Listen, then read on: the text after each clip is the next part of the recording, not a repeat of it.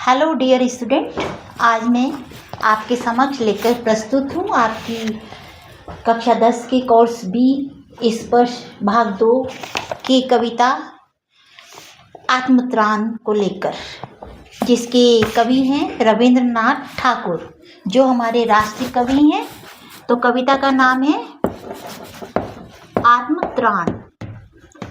बच्चों, आत्मत्राण का क्या अर्थ है? आत्म यानी आत्मा और त्राण यानी रक्षा, यानी किस तरीके से आप अपनी रक्षा कर सकते हो। ईश्वर ने हमें बनाया है, अनेक गुण हमें दिए हैं, इस संसार में हमें भेजा है। कोई अमीर घर में पैदा हुआ है, कोई गरीब घर में, कोई कालों में, कोई गोरों में, इस पे हमारा कोई अधिकार नहीं है।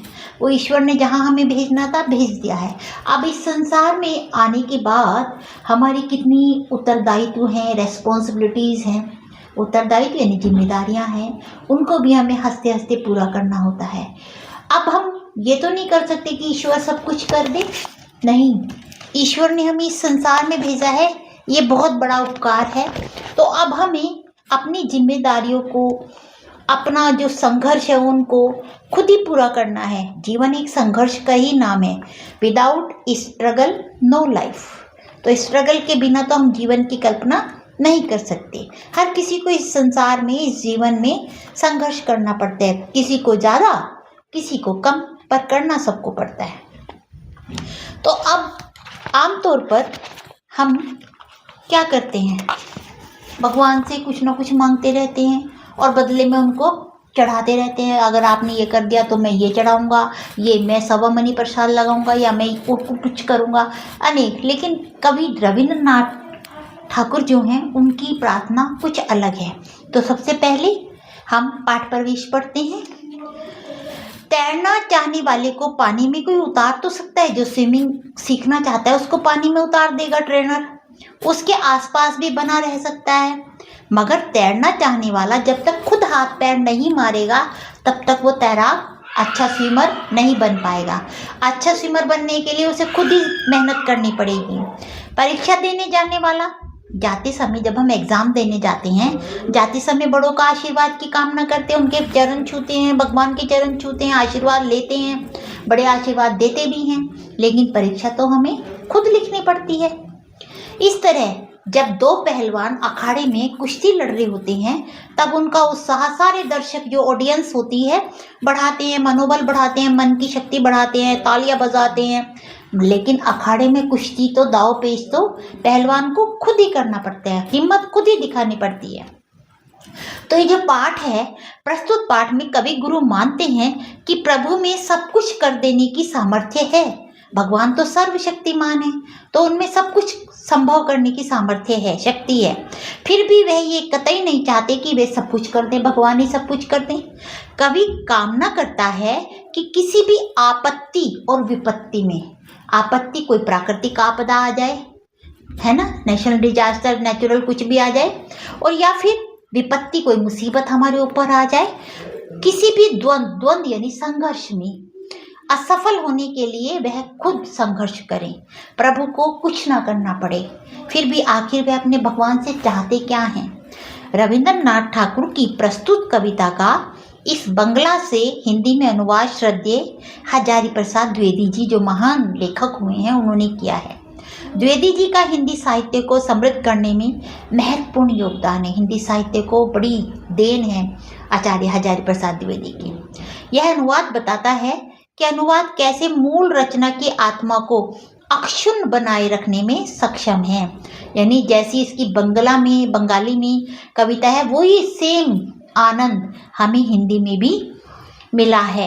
ये जो कविता की आत्मा थी, जो उसका मज़ा है, जो उसका गुण है, जो उसका आनंद रस है, वो अक्षुण्ण है, उसमें कुछ भी कमी, अक्षुण्ण यानी वैसा का वैसा, बिल्कुल उसमें कोई कमी नहीं आई है। तो बच्चों, अब हम पढ़ते हैं ये कविता आत्मत्राण यानी अपनी रक्षा। विपदाओं से मुझे बचाओ, यह मेरी प्रार्थना नहीं। विपदा क्या होती है? मुसीबत। क्या होती है? मुसीबत, कोई भी। विपदाओं से मुझे बचाओ। ये मेरी प्रार्थना नहीं है कि तुम मुझे किसी भी मुसीबत से बचाओ, केवल इतना हो करुणा में, करुणा यानी दया करने वाले ईश्वर, केवल इतना हो, कभी ना विपदा में पाऊं भय। मुसीबत जब आए, कोई विपत्ति जब आए, संकट जब आए तो मैं डरूं नहीं। भय का मतलब है डरना, भय का मतलब है डरना, तो मैं डरूं नहीं।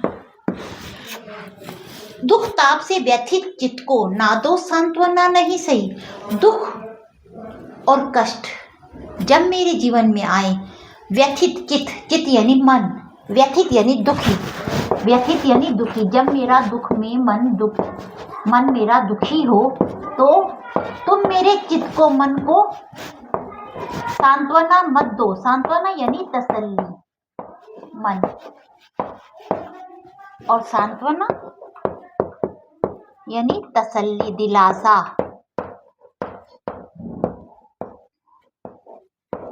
मत दो, ये ठीक है, तुम मुझे दिलासा मत दो, पर इतना होवे करुणा में, दुख को मैं कर सकूं सदा जय। उस दुख की स्थिति में मैं सदा विजयी बनूं, इतनी मैं हिम्मत दिखाऊं, इतना हौसला दिखाऊं, मैं दुख में घबराऊं नहीं, मुसीबत में घबराऊं नहीं। इतनी विनती कवि भगवान से कर रही हैं।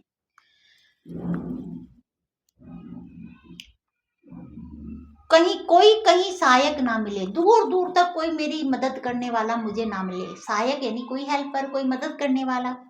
तो अपना बल पौरुष ना हिले, मेरा बल, मेरा आत्मविश्वास ना हिले, मेरी शक्ति कम ना हो।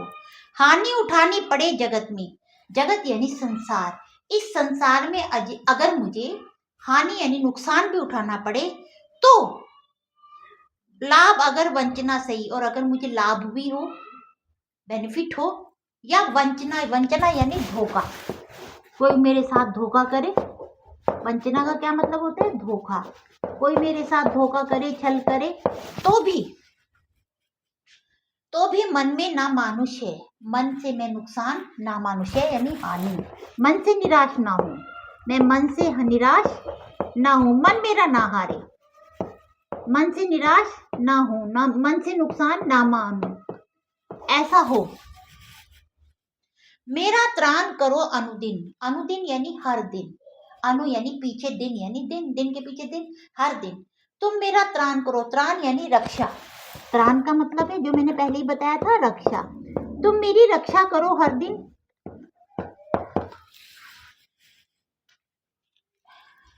यह मेरी प्रार्थना नहीं, बस इतना होवे करुणा में, हे करुणा करने वाले ईश्वर, सिर्फ इतना करना, तरने की हो शक्ति अना में। तरने की यानी इस भवसागर, इस संसार को हम भवसागर कहते हैं, तो इस भवसागर को पार करने की शक्ति मेरे अंदर अना में यानी लगातार बनी रहे।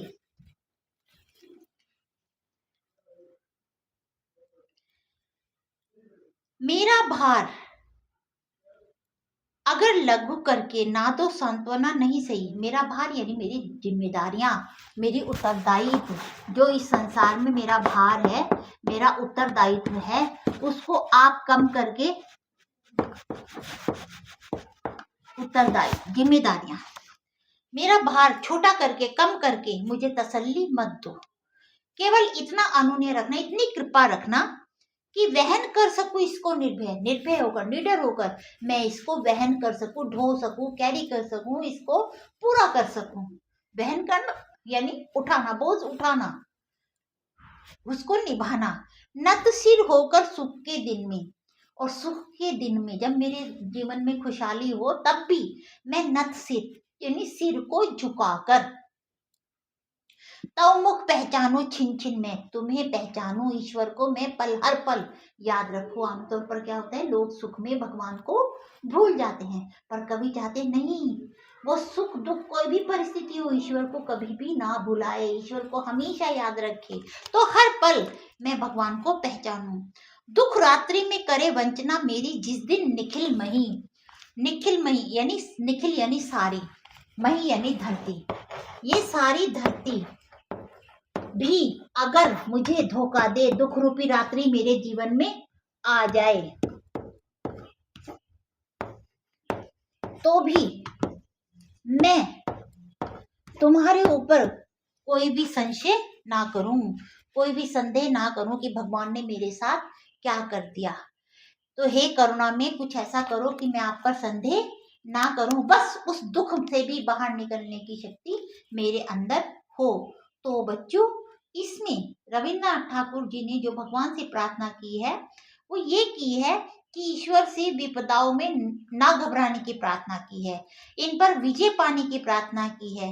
और इसमें वो चाहते हैं कि उनके अंदर विपदाओं का सामना करने के लिए धैर्य, साहस, हिम्मत, उत्साह, आत्मबल हो, ये चीजें कम ना हो। अगर हमारे अंदर हम हिम्मत होगी, साहस होगा, उत्साह होगा, उम्मीद होगी, हम आत्मनिर्भर होंगे, तो हम किसी भी परिस्थिति से बाहर निकल सकते हैं। तो ये आपकी कविता थी बच्चों। उम्मीद करती हूँ आपको समझ में आई होगी। Thank you so much.